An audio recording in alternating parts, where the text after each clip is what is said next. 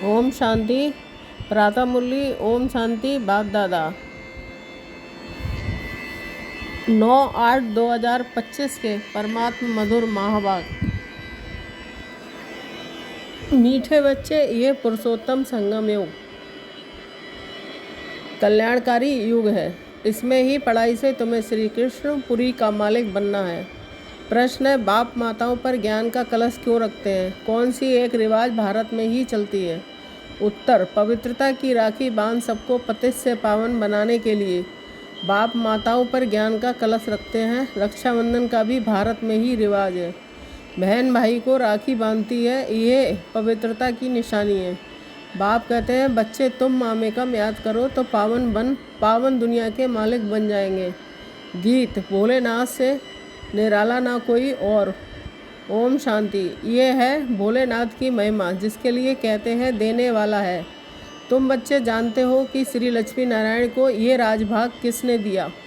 जरूर भगवान ने दिया होगा, क्योंकि स्वर्ग की स्थापना तो वही करते हैं। स्वर्ग की बादशाही भोलेनाथ ने जैसे लक्ष्मी नारायण को दी, वैसे ही श्री कृष्ण को दी। राधे कृष्ण अथवा लक्ष्मी नारायण की बात तो एक ही है, परंतु राजधानी है नहीं। उन्होंने सिवाय परमपिता परमात्मा के कोई राज दे नहीं सकते हैं। उनका जन्म स्वर्ग में ही कहेंगे। ये तुम बच्चे ही जानते हो। तुम बच्चे ही जन्माष्टमी पर समझाएंगे। श्री कृष्ण की जन्माष्टमी है तो राधे की भी होनी चाहिए, क्योंकि दोनों स्वर्ग के वासी थे। राधे कृष्ण ही स्वयंवर के बाद लक्ष्मी नारायण बनते हैं। मुख्य बात कि उनको ये राज किसने दिया, ये राजयोग कब और किसने सिखाया? स्वर्ग में तो नहीं सिखाया होगा। सतयुग में तो वह है ही उत्तम पुरुष। कलयुग के बाद होता है सतयुग, तो जरूर कलयुग अंत में राजयोग सीखे होंगे, जो फिर नए जन्म में राजाई प्राप्त की पुरानी दुनिया से नई पावन दुनिया बनती है। जरूर पतित पावन ही आया होगा। अब संगम युग पर कौन सा धर्म होता है, ये किसको पता नहीं है। पुरानी दुनिया और नई दुनिया का ये है पुरुषोत्तम संगम युग जो गाया हुआ है। ये लक्ष्मी नारायण है नई दुनिया के मालिक। इन्हों की आत्मा को आगे जन्म में परमपिता परमात्मा ने राजयोग सिखाया, जिस पुरुषार्थ की प्रारब्ध फिर से नए जन्म में मिलती है। इनका नाम ही है कल्याणकारी पुरुषोत्तम संगम योग। जरूर बहुत जन्मों के अंत के जन्म में ही इन्हों को कोई ने राजयोग सिखाया होगा। कलयुग में है अनेक धर्म, सतयुग में था एक देवी देवता धर्म। संगम पर कौन सा धर्म है जिससे ये पुरुषार्थ कर राजयोग सीखे और सतयुग में प्रारब्ध भोगी? समझा जाता है संगम युग पर ब्रह्मा द्वारा ब्राह्मण ही पैदा हुए। चित्र में भी ब्रह्मा द्वारा स्थापना कृष्णपुरी की विष्णु अथवा नारायणपुरी कहो, बात तो एक ही है। अभी तुम जानते हो कि हम कृष्णपुरी के मालिक बनते हैं इस पढ़ाई से और पावन बनने से। शिव भगवान उवाच है ना, श्री कृष्ण की आत्मा ही बहुत जन्मों के अंत के जन्म में ही फिर ये बनती है। 84 जन्म लेते हैं ना, ये है 84वां जन्म। इनका ही फिर ब्रह्मा नाम रखते हैं, नहीं तो फिर ब्रह्मा कहाँ से आया? ईश्वर ने रचना रची तो ब्रह्मा विष्णु शंकर कहाँ से आए? कैसे रचा? क्या छू मंत्र किया जो पैदा हो गए? बाप ही उन्हों की हिस्ट्री बताते हैं। अडॉप्ट किया जाता है तो नाम बदलते हैं। ब्रह्मा नाम तो नहीं था ना, कहते हैं मैं बहुतों जन्म के अंत में ... तो जरूर पतित मनुष्य हुआ। ब्रह्मा कहाँ से आया किसको भी पता नहीं है। बहुत जन्मों के अंत का जन्म किसका हुआ? वो तो लक्ष्मी नारायण ने ही बहुत जन्म लिए हैं। नाम रूप देश काल बदलता जाता है। श्री कृष्ण के चित्र में 84 जन्मों की कहानी क्लियर लिखी हुई है। जन्माष्टमी पर श्री कृष्ण के चित्र भी बहुत बिकते होंगे, क्योंकि श्री कृष्ण के मंदिर में तो सब जाएंगे ना। राधे कृष्ण के मंदिर में ही जाते हैं। श्री कृष्ण के साथ राधे जरूर होगी। राधे कृष्ण प्रिंस प्रिंसेस ही लक्ष्मी नारायण महाराजा महारानी बनते हैं। उन्होंने ही 84 जन्म लिए, फिर अंत के जन्म में ब्रह्मा सरस्वती बने। बहुत जन्मों के अंत में बाप ने प्रवेश किया और उनको ही कहते हैं तुम अपने जन्मों को नहीं जानते हो। तुम पहले जन्म में लक्ष्मी नारायण थे, फिर ये जन्म लिया। उन्होंने अर्जुन का नाम कह दिया है, अर्जुन को राजयोग सिखाया, अर्जुन को अलग कर दिया, परंतु उनका नाम अर्जुन है नहीं। ब्रह्मा का जीवन चरित्र चाहिए ना, परंतु ब्रह्मा और ब्राह्मणों का वर्णन कहाँ भी है नहीं। ये बातें बाप ही बैठ समझाते हैं। सब बच्चे सुनेंगे, फिर बच्चे औरों को समझाएंगे। कथा सुनकर फिर औरों को बैठ सुनाते हैं। तुम भी सुनते हो फिर सुनाते हो। यह है पुरुषोत्तम संगम युग, लीप युग, एक्स्ट्रा युग। पुरुषोत्तम मास पड़ता है तो 13 मास हो जाते हैं। इस संगम युग के त्यौहार ही हर वर्ष मनाते हैं। इस पुरुषोत्तम संगम युग का किसको पता नहीं है। इस संगम युग पर ही बाप आकर पवित्र बनाने की प्रतिज्ञा कराते हैं। पतित दुनिया से पावन दुनिया की स्थापना करते हैं। रक्षाबंधन का भी भारत में ही रिवाज है। बहन भाई को राखी बांधती है, परंतु वह कुमारी भी फिर अपवित्र बन जाती है। अभी बाप ने तुम माताओं पर ज्ञान का कलश रखा है। जो ब्रह्मा कुमारियाँ बैठ पवित्रता की प्रतिज्ञा कराने राखी बांधती हैं। बाप कहते हैं मामेकम याद करो तो तुम पावन दुनिया के मालिक बन जाएंगे। बाकी कोई राखी आदि बांधने की दरकार नहीं है। ये समझाया जाता है जैसे साधु सन्यासी लोग दान मांगते हैं। कोई कहते हैं क्रोध का दान दो, कोई कहते हैं प्याज मत खाओ, तो खुद नहीं खाते होंगे, वह दान लेते होंगे। इन सबसे भारी प्रतिज्ञा तो बेहद का बाप कराते हैं।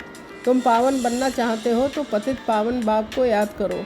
द्वापर से लेकर तुम पतित बनते आए हो। अब सारी दुनिया पावन चाहिए, वह तो बाप ही बना सकते हैं। सर्व का गति सद्गति दाता कोई मनुष्य हो नहीं सकता। बाप ही पावन बनने की प्रतिज्ञा लेते हैं। भारत पावन स्वर्ग था ना। पतित पावन वह परमपिता परमात्मा ही है। श्री कृष्ण को पतित पावन नहीं कहेंगे, उनका तो जन्म होता है। उनके तो माँ बाप भी दिखाते हैं। एक शिव का ही अलौकिक जन्म है। वह खुद ही अपना परिचय देते हैं कि मैं साधारण तन में प्रवेश करता हूँ, शरीर का आधार जरूर लेना पड़े। मैं ज्ञान का सागर पतित पावन राजयोग सिखलाने वाला हूँ। बाप ही स्वर्ग का रचयिता है और नरक का विनाश कराते हैं। जब स्वर्ग है तो नरक नहीं, अभी पूरा रौरव नरक है। जब बिल्कुल तमो प्रधान नरक बनता है तभी बाप आकर सतो प्रधान स्वर्ग बनाते हैं। 100%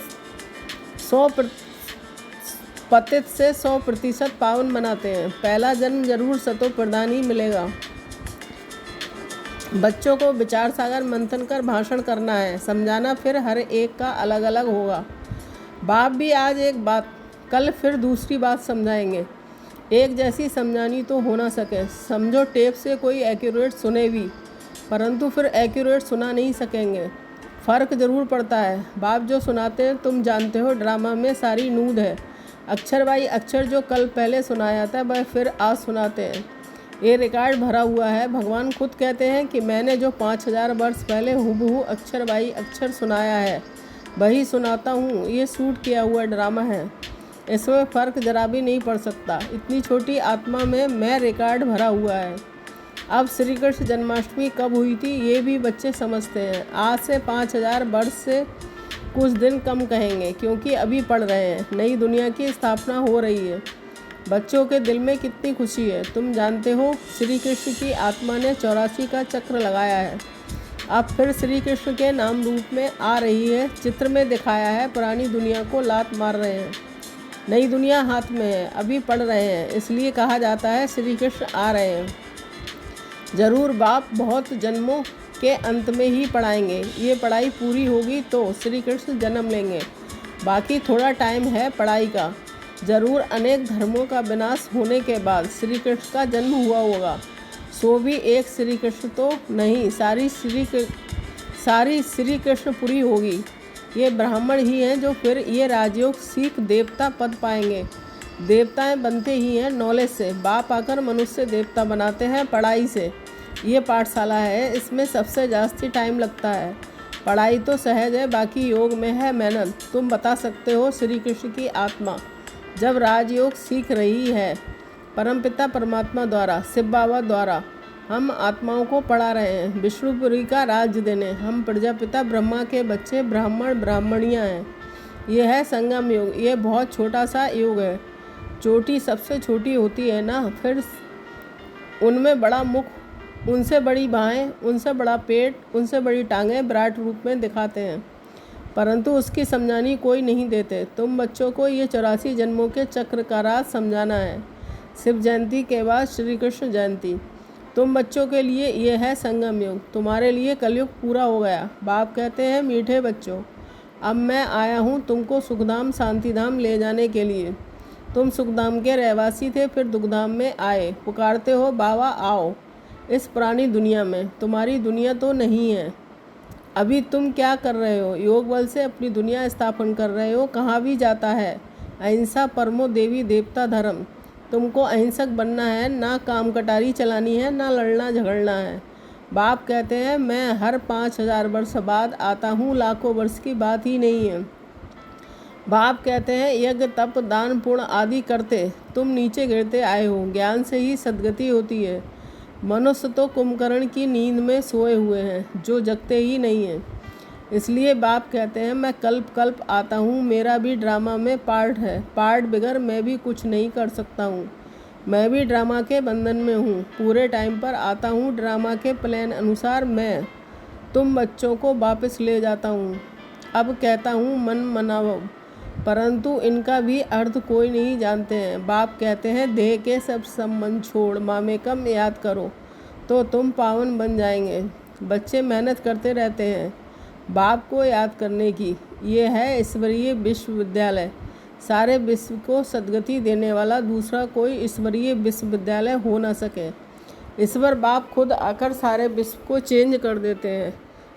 हेल से हेवन बनाते हैं। जिस पर तुम राज करते हो शिव को बबुलनाथ भी कहते हैं, क्योंकि वह आकर तुमको काम कटारी से छुड़ाए पावन बनाते हैं। भक्ति मार्ग में तो बहुत सो हैं। ये तो शांत में याद करना है। वह अनेक प्रकार के हठयोग आदि करते हैं। उनका तो निर्वृत्ति मार्ग ही अलग है। वह ब्रह्मा को मानते हैं। ब्रह्मा योगी तत्व योगी हैं। वह तो हो गया आत्माओं के रहने का स्थान, जिसको ब्रह्मांड कहा जाता है। वह फिर ब्रह्मा को भगवान समझ लेते हैं, उसमें लीन हो जाएंगे। गोवा आत्मा को मॉर्टल बना देते हैं। बाप कहते हैं मैं ही आकर सर्व की सद्गति करता हूँ। शिव बाबा ही सर्व की सद्गति करते हैं, तो वह है हीरे जैसा। फिर तुमको गोल्डन एज में ले जाते हैं। तुम्हारा भी ये हीरे जैसा जन्म है। फिर गोल्डन एज में आते हैं वो। ये नॉलेज तुमको बाप ही आकर पढ़ाते हैं, जिससे तुम देवता बनते हो। फिर ये नॉलेज प्रायः लोप हो जाती है। इन लक्ष्मी नारायण में भी रचता और रचना की नॉलेज नहीं है। अच्छा मीठे मीठे सिकिलदे बच्चों के प्रति माता पिता बाप दादा का याद प्यार और गुड मॉर्निंग। रूहानी बाप की रूहानी बच्चों को नमस्ते। हम रूहानी बच्चों की रूहानी माता पिता बाप दादा को याद प्यार गुड मॉर्निंग नमस्ते नमस्ते। शुक्रिया बाबा शुक्रिया। धारणा के लिए मुख्य सार 1 पॉइंट। इस पुरानी दुनिया में रहते डबल अहिंसक बन योग बल से अपनी नई दुनिया स्थापन करनी है। अपना जीवन हीरे जैसा बनाना है। 2 पॉइंट। बाप जो सुनाते हैं उस पर विचार सागर मंथन कर दूसरों को सुनाना है। सदा नशा रहे कि ये पढ़ाई पूरी होगी तो हम कृष्णपुरी में जाएंगे। वरदान आप पवित्रता के नाम निशान को भी समाप्त कर हिज होलीनेस का टाइटल प्राप्त करने वाले होली हंस भव। स्पष्टीकरण जैसे हंस कभी भी कंकड़ नहीं चुनते, रतन धारण करते हैं, ऐसे होली हंस किसी के अवगुण अर्थात कंकड़ को धारण नहीं करते। वे व्यर्थ और समर्थ को अलग कर व्यर्थ को छोड़ देते हैं, समर्थ को अपना लेते हैं। ऐसे होली हंसी पवित्र शुद्ध आत्माएं हैं। उनका आहार व्यवहार सब शुद्ध होता है। जब अशुद्धि अर्थात अपवित्रता का नाम निशान भी समाप्त हो जाए, तब भविष्य में हिज होलीनेस का टाइटल प्राप्त हो। इसलिए कभी गलती से भी किसी के अवगुण धारण नहीं करना है। स्लोगन सर्वंश त्यागी वह है जो पुराने स्वभाव संस्कार के वंश का भी त्याग करता है। अव्यक्त इशारे सहज योगी बनना है तो परमात्मा प्यार के अनुभवी बनो। कोई भी कार्य करते बाप की याद में लवलीन रहो। किसी भी बात के विस्तार में न जाकर विस्तार को बिंदी लगाए बिंदी में समा दो। बिंदी बन जाओ, बिंदी लगा दो तो सारा विस्तार सारी जाल सेकंड में समा जाएगी और समय बच जाएगा। मेहनत से छूट जाएंगे। बिंदी बन बिंदी में लवलीन हो जाएंगे। ओम शांति। Thank you Baba.